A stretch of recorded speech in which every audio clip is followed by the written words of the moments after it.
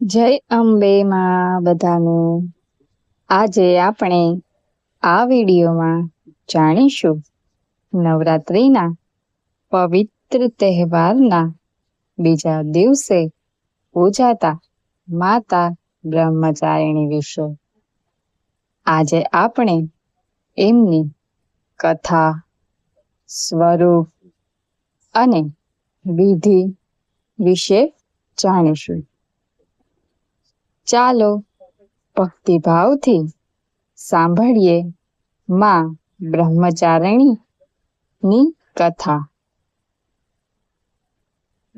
દેવીઓના 9 સ્વરૂપોમાં બીજું સ્વરૂપ છે બ્રહ્મચારિણી માં। બ્રહ્મ એટલે તપસ્યા અને ચારિણી એટલે આચરણ કરનારી। એટલે બ્રહ્મચારિણી એ દેવી છે જે તપસ્યા અને એકાગ્રતાનું આચરણ કરે છે। એમના જમણા હાથે જપમાળા અને ડાબા હાથે કમંડળ છે। આ સ્વરૂપ તપ, ધૈર્ય અને અખંડ ભક્તિનું પ્રતીક છે। માર્કંડેય પુરાણ અને દેવી ભાગવત પુરાણ મુજબ બ્રહ્મચારિણી માં એ પર્વત રાજા હિમાલયની પુત્રી તરીકે જન્મ લીધો પછી બાળપણથી જ એમના હૃદયમાં શ્રી મહાદેવ પ્રત્યે અખંડ પ્રેમ અને ભક્તિ હતી। દેવર્ષિ નારદના કહેવાથી માં બ્રહ્મચારિણી એ પતિ રૂપે ભગવાન શિવને પામવા માટે કઠોર તપ કર્યો। કહેવામાં આવે છે કે હજારો વર્ષો સુધી એમને નિર્જલ ઉપવાસ કર્યો। ઘણા વર્ષો સુધી ફક્ત પાંદડા, ફળ અને મૂળોથી જીવ્યા।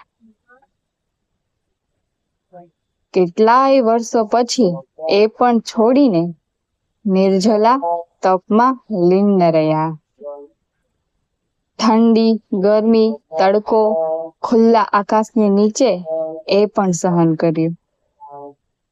આવા કઠિન તપથી લોકોએ એમને તપસારિણી અને બ્રહ્મચારિણી નામ આપ્યું। દેવી બ્રહ્મચારિણીએ 3000 વર્ષ સુધી ફક્ત કાંટાળા ઝાડના પાન ખાધા। પછી 1000 વર્ષ સુધી નિર્જલ ઉપવાસ કર્યો। આ તપસ્યાના કારણે સમગ્ર લોકમાં એમની ખ્યાતિ ફેલાઈ ગઈ। દેવીની અડગ શ્રદ્ધા અને તપથી આખું બ્રહ્માંડ ચકિત થઈ ગયું। દેવીના તપથી પ્રસન્ન થઈ ભગવાન બ્રહ્મા, ભગવાન નારાયણ અને દેવતાઓએ એમને આશીર્વાદ આપ્યો કે હે દેવી, તારી આ તપસ્યા વ્યર્થ નહીં જાય। તમે જગત માટે તપચારિણી સ્વરૂપે પૂજાશો। અંતે ભગવાન શિવ એ દેવીના આ કઠોર તપસ્યાની પ્રસન્ન થઈને એમને પત્ની રૂપે સ્વીકાર્યા। માતા બ્રહ્મચારિણી આપણને શીખવે છે કે જીવનમાં ધૈર્ય, સહનશીલતા અને તપસ્યાના વિના સફળતા મળતી નથી. સાચી ભક્તિ એટલે અડગ શ્રદ્ધા અને અવિરત પ્રયત્ન. આજના સમયમાં પણ જો આપણે ધૈર્યપૂર્વક સદ્ગુણોનું આચરણ કરીએ તો જીવનમાં શાંતિ, સુખ અને સિદ્ધિ પ્રાપ્ત થાય છે.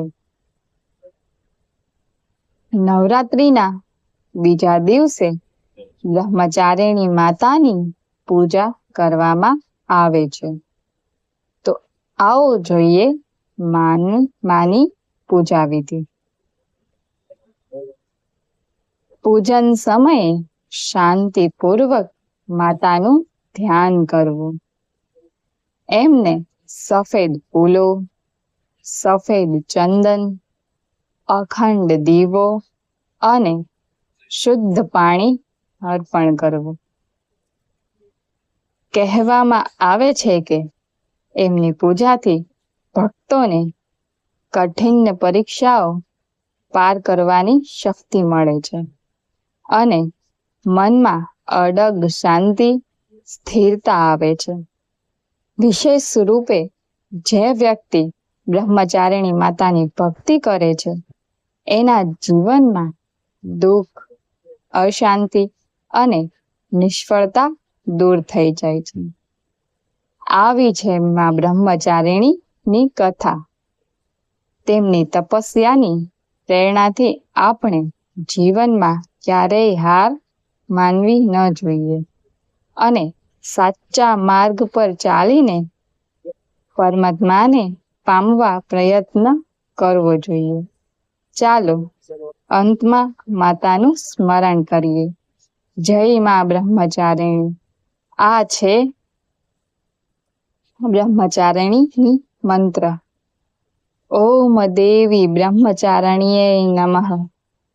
આ મંત્રનો 108 વાર જાપ કરવાથી દેવીને અસીમ કૃપા વરસે છે ભક્તો ઉપર. હવે જોઈએ દેવીનો સ્તુતિ મંત્ર. યા દેવી સર્વભૂતેષુ માં બ્રહ્મચારી રૂપેણ સંસ્થિતા નમસ્તસ્યૈ નમસ્તસ્યૈ નમસ્તસ્યૈ નમો નમઃ. એનો અર્થ છે જે દેવી સર્વ જીવોમાં બ્રહ્મચારિણી રૂપે વાસ કરે છે અને એને મારા વારંવાર નમન છે, નમન છે, નમન છે. મંત્રો સાથે પૂજા કરવાથી પૂજા સંપૂર્ણ ગણાય છે. તો મંત્રનો જાપ અચૂક કરવો.